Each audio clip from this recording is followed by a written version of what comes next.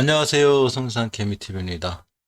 자, 이번 영상에선 28일 상한가를 시현한 종목들이 있죠. 시장이 어제 많이 무너졌는데 무너진 와중에 KPTU가 상한가라고 양지사는 급등을 했고요.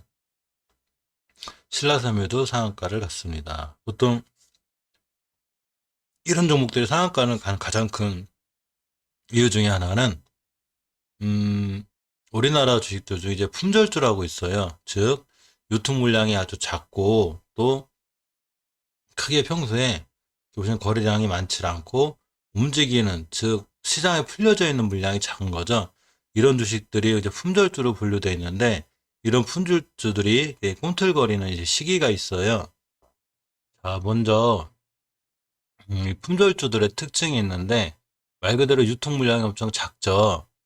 이 품절주들이 움직일 때는 시장이 조정권에 있거나 또 시장이 하락 추세에 있을 때 이럴 때 가끔 툭툭 튀는 게 이런 품절주의 특징이기도 합니다. 자, 양지사의 재무를 먼저 보면 재무에서 이 지분 분석이라는 게 있어요. 기업 개요, 재무제표 이렇게 쭉 HTS에 잘 나와 있는데 여기서 지분의 분석을 한번 보게 되면 이렇게 나와 있죠. 최대 주주가 거의 75.53%를 다 갖고 있고 또 거기에 자기 주식이 14%이기 때문에 이 유통 물량 주식이 10%밖에 안 돼요. 정말로 시장에 풀려 있는 주식이 작기 때문에 누군가 순간 확 사면 순간 올라가기도 하고 누군가 순간 또 팔면 갑자기 급락할 수 있는 자 이런 주식이기도 합니다. 이렇게 시장의 유통 물량이 작은 주식을 이 품절주라고 하는데 이 품절주들 특징이 바로 이제 어제처럼 시장이 안 좋거나 이렇게 조정권에 있을 때 이럴 때 가끔 뜨문뜨문 이렇게 움직이기도 해요. 자, 신라섬유도 마찬가지로 이게 지분 분석을 보면 최대 주주가 거의 60%대 넘게 갖고 있고 공시지주가 38% 이렇게 갖고 있죠. 이래서 이제 품절주로 이제 분류가 돼 있어서 이렇게 툭툭 움직이기도 하고 이렇게 이제 쉽게 날아가기도 합니다. 또한 거꾸로 이 품절주들의 특징은 어, 한 번 더 급락을 하면 물량이 작기 때문에 툭툭 쉽게 떨어지기도 하고 급락하는 경우가 있어서 자, 투자에 약간 주의할 필요는 있습니다. 자, 이런 것과 관련해서 일단 이 품절주라는 걸 제외하고 차트상으로 보면 먼저 양지사의 경우에 이렇게 월봉에서 이렇게 이제 다중바닥 옆으로 쭉 가던 방향이 큰 박스권에 있었죠. 이 주식이 오늘 이 큰 급등을 시현하면서 이게 중요하게 형성된, 즉 19년도 8월 달에 형성된 이 변곡점 자리가 있어요. 이 자리를 가볍게 돌파하게 됩니다. 자, 주봉에서 보시면 이렇게 5주 동안, 그러니까 5주선을 한 번도 이탈하지 않고 이 11월 15일 날 돌파한 5주선, 여기를 안착해 놓고 그냥 급등을 했죠. 이 친구는 이제 5주선을 이탈하지 않는 한 아직 괜찮고요. 5주선을 이탈하거나 또는 이제 그 월봉에서 이렇게 뚫어놓은 변곡점, 즉 19년도 그 9월달 형성된 변곡점이 11,000원대를 이탈하게 되면 다시 한번 밑으로 밀릴 수 있어요. 이게 품절주가 특징이 시장이 조정권일 때일 때 갑자기 급등하기도 하지만 또 이렇게 20년도 10월달부터 이렇게 보시면 긴 꼬리를 많이 달죠. 이게 긴 꼬리를 많이 달면서 툭툭 떨어지기 때문에 굉장히 투자의 요의가 필요하고요. 평소 뭐 이렇게 쫓아가던 습관을 가지신 분이라면 이런 종목 매수 안 하시는 게 좋아요. 이게 순간 꼬리를 내고 쭉 떨어지기 때문에 굉장히 위험한 주식이기도 합니다. 자, 신라섬유를 이제 그 분석을 해보면 기술적인 면에서 이 친구도 양지사하고 똑같이 월봉에서 이렇게 꽤 오랫동안 박스권에 있던 주식이 이제 탈출해서 월봉천 근점 근처에 와 있죠. 월봉천 고점 가격이 3,195원인데 내일 만약에 이렇게 5% 이상 툭 쳐서 출발하면 이 고점을 찍고 맞고 떨어질 수도 있고 더 올라갈 수 있고 그렇죠. 주식이란 우리가 쉽게 상상하거나 예상을 하고 해도 결국은 대응해야 하기 때문에 저희 뜻대로 되지는 않아요. 자, 이렇게 상한가를 실현했는데 앞에 있는 모든 거래량을 싹 잡아먹는 대량 거래로 상한가가 실현이 됐습니다. 물론 이 친구가 내일 더 날아갈 수도 있고 더 크게 상승할 수도 있고 거꾸로 밀릴 수도 있죠. 하지만 이제 중요한 거는 이제 5일선이 따라 올라갈 거예요. 그래서 진짜 급등하고 올라가는 주식은 5일선 이탈을 잘 하지 않아요. 따라서 신규로 매수하실 분들은 5일선 기준으로 매수하시는 게 좋고 5일선 깨면 손절 이렇게 대응하는 게 가장 좋고요. 주봉에서 이제 내일이 금요일 마지막 주인데 여기서 꼬리라고 쭉 떨어질 수도 있고 올라갈 수도 있죠. 그렇지만 제일 중요한 거는 벌써 상한가가 시연이 돼 있고 다시 한번 급등한다 하더라도 어떤 경우는 특히 이제 주식 요새 동학개미운동 해가지고 새로 시작하시는 분들이 많더라고요. 쫓아가 사지 않는 게 엄청 중요해요. 이 주식이 상승하거나 급등할 때 순간 호가창을 보고 쫓아가 사지 않는 습관을 들여야지만이 나중에 튼튼하고 철저한 매매를 할 수 있어요. 주식이 급등하고 호가창을 보고 있어서 순간 날아갈 때 딱 붙들어 버리면 순간 분봉 같은 데서 밀려버리면 나중에 이게 차트를 쭉 훑어보면 결국은 제일 고점에서 매수한 경우가 되기 때문에 항상 이런 주식들이라 하더라도 올라갔다가 밀릴 때 눌림목에서 매수하는 습관을 들여야 되고 최소한 5일선이라도 찍고 돌아 나갈 때 이렇게 매수해주는 습관을 가지면 최소한 쫓아가서 사는 이런 뇌동매매 습관 정도는 고칠 수 있습니다. 주식에서 가장 안 좋은 악습관 중에 하나가 뇌동매매예요. 뇌동매매라는 건 말 그대로 내가 계획하지 않은, 내가 준비되거나 이렇게 미리 준비해 놓지 않은 주식을 순간 쫓아가는데 그 욕심이죠. 잠깐 수익이라도 볼까 해서 들어가는데 막상 수익이 나도 일단 매도를 잘 못해요. 더 큰 수익을 노리고 싶어서. 이게 당연한 사람의 심리이기 때문에 절대 그렇게 매수하는 습관을 가지시면 안 되고 항상 5일선이라도 안착한다든가 이렇게 잘 자리가 됐을 때 이럴 때 매수하시는 게 가장 좋은 전략 같습니다. 자, KPTU를 볼까요? KPTU가 상한가를 갔는데 일단 재무를 보면 재무와 하는 일이 조금 중요해요.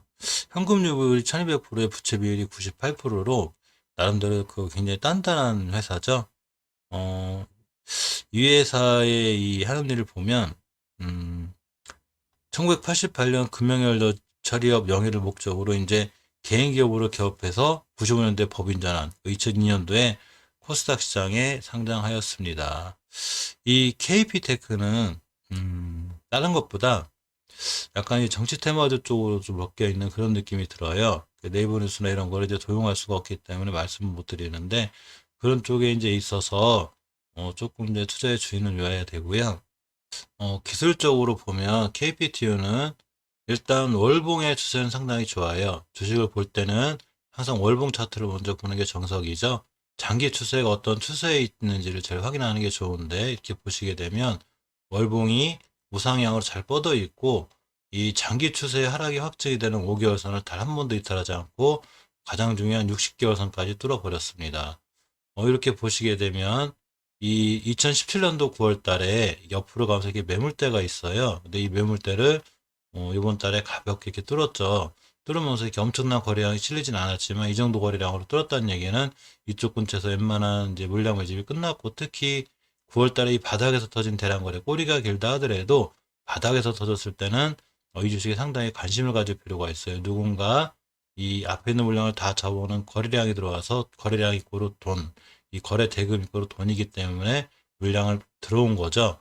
자, 주봉에서 보시면 엄청나게 오랫동안 옆으로 간 걸 알 수 있어요. 큰 거래량 없이 이렇게 길게 옆으로 쭉 간 구간이 있는데 이 구간을 바로 다 뚫어버린 거예요. 물론 이제 18년도 6월 달에 형성된 최고점 딱 이 근처가 상한가 근처이기 때문에 이 근처에 와 있는 거죠. 오늘의 주가가. 자, 일봉에서 보셔서 차트를 볼 땐 이렇게 보는 게 아니고 쭉 당겨 봅니다. 예전의 역사를 다 알아야 되겠죠.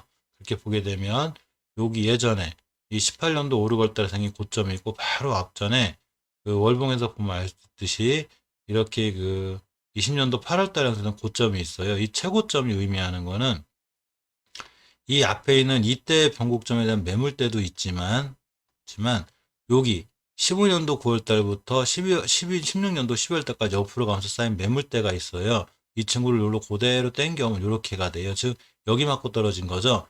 따라서 이 친구가 오늘 상한가를 시현했기 때문에 내일 다시 한번 똑같이 이때랑 같이 이런 식으로 점상 갈 수도 있고 또는 이렇게 급등하는 모습을 보실 수 있지만 결국 가장 경계해야 될 상황은 이때의 고점이죠. 이 2020년 작년 8월 12일에 형성된 이 고점인데 이 고점까지 다다랐다 떨어질 확률이 높고 또 이 근처 밑에서 갔다 떨어질 확률이 있죠. 이런 친구들 매수할 때는 금방 말씀드렸듯이 벌써 상한가를 시현한 종목은 내게 아니구나.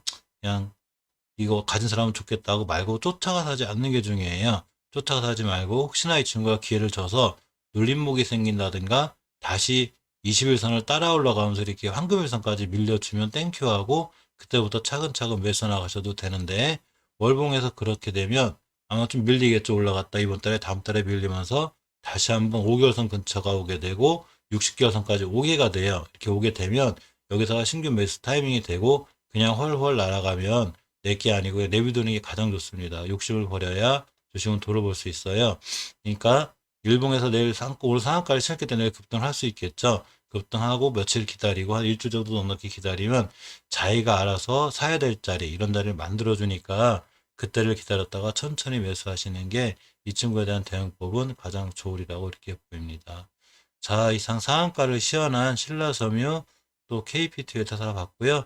품절주인 양지사까지 봤고 금호석유는 잠깐 그냥 번외로 말씀드릴게요. 금호석유는 이 우상향을 잘 유지하고 있죠. 월봉에서도 이렇게 상체 효과를 가고 있는데 경영권 문제가 있는 것 같아요. 이 경영권 분쟁이 있으면 주식들이 일반적으로 호재로 작용을 해서 큰 상승이 있는 경우가 많은데 월봉에서 많이 높기 때문에 뭐 더 한참 갈 수도 있겠지만 정확히 이제 그런 판단까지는 예상을 못하는 거기 때문에 이 친구가 올라간 이유가 이 경영권 분쟁에 관한 기사가 있어서 네이버나 이런 데 자세히 찾아보면 그런 기사가 있더라고요. 그래서 그런 걸 한번 살펴보고 투자에 접근하는 게 제일 정확할 것 같아요.